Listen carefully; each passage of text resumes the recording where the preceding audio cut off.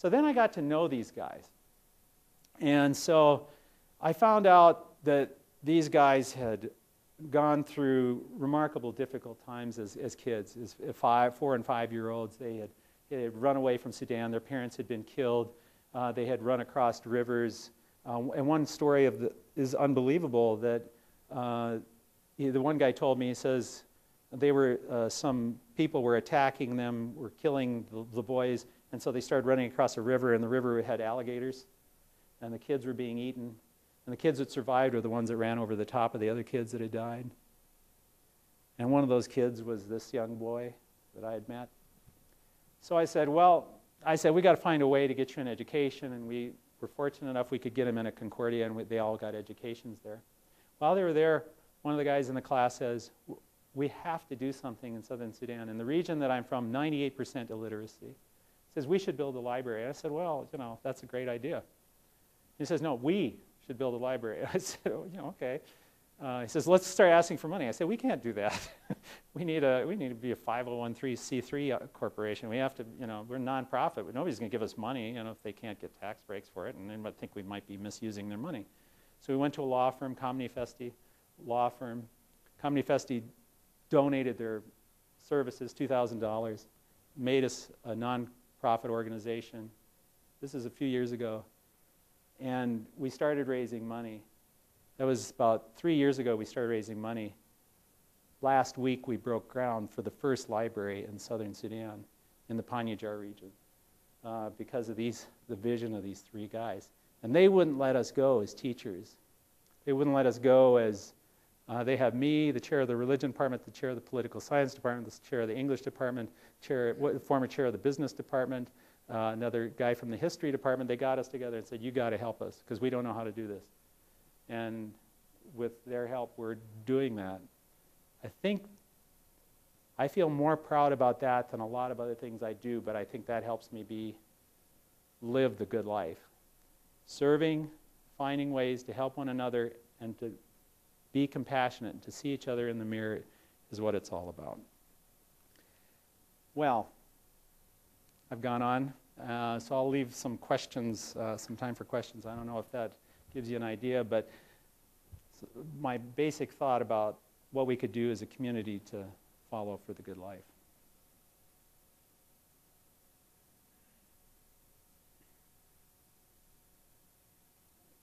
Sure.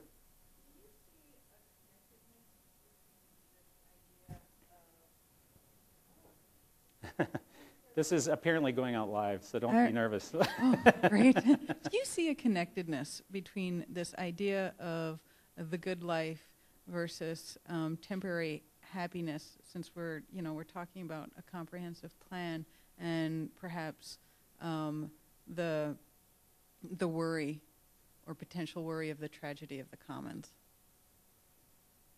Well, I guess I'm not sure where with your question, but my first reaction is I think we're often seduced by easy answers.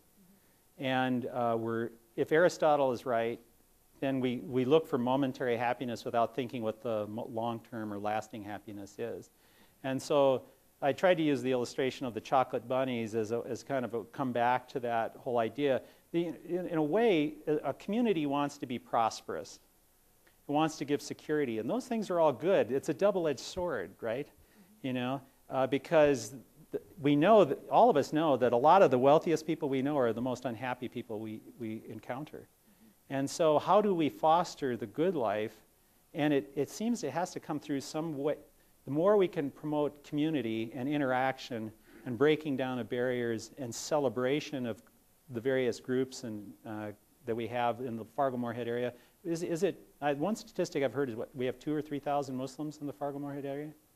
I know I take students to the mosque regularly, and we can't get in there. It's just jammed.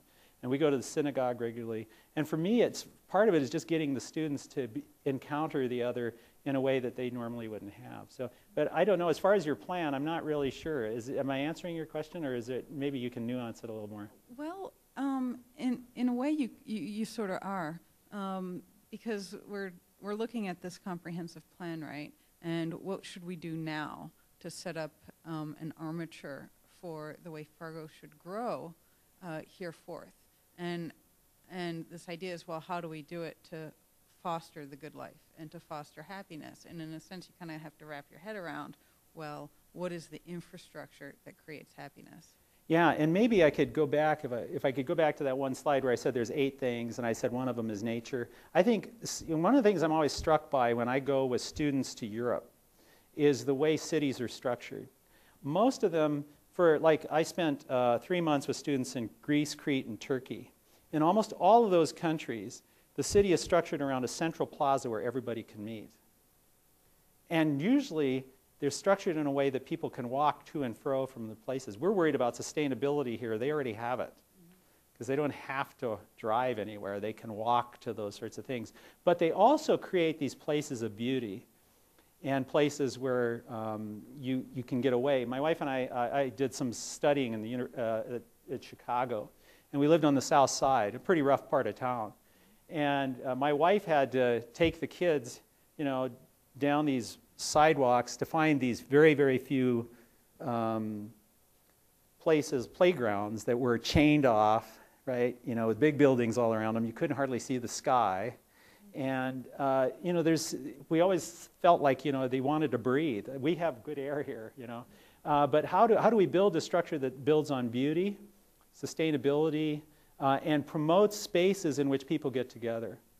One of the things at Concordia that I've been pushing for is that I think our library was built in the 1960s, was meant for people to kind of go off and study by themselves. I think we need a community space where students can get together and engage each other and do learning together. But we have no spaces which create community.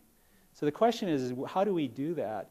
And like in Europe, like in Crete, my students were astonished at this. Friday nights, everybody comes down to the plaza and everybody brings their instruments, young and old alike. And somebody brings out their raki, which is kind of a wine drink, and somebody brings some food, and we all sit around, and everybody sings and dances. And then they looked at us Americans, and they said, okay, you sing your songs.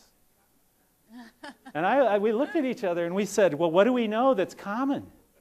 It was astonishing. I said, how about the Beatles? You know the Beatles. You've got to know, I want to hold your hand or something like that, right?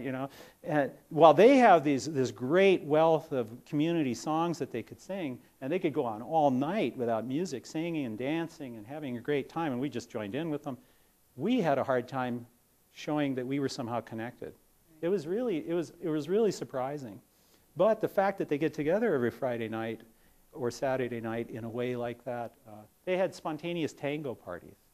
My wife and I learned a little tango, It was just great, with these people. So I don't know how we can do that. I think my own personal feeling is that the downtown area is really a lot better at it now than it used to be. I go down, we just had a candidate on campus today that we're trying to hire to Concordia. I took him down to Hodo's, because I want to give him a show that, this is a little bit of what Fargo's like, and they're always surprised. They always think Fargo is igloos and dog sleds or something. I don't know, but whatever you can do to promote community. I think to be creative about that would be really wonderful. Does that help? Yeah, I'm hearing places for spontaneous interaction. Mm-hmm. Yeah, and I think you need it in nature as well. Yeah. And we are. One of the things about Fargo, we're so starved for nature that we rush off to the lakes, right? My church, you can barely keep the doors open in the summer. I don't have a church where I belong, and Mike's a member at. Most of our members are off because we're so thirsty for nature, because that's part of the good life, right? If we can promote that here too, I think that would be really great. Thank you.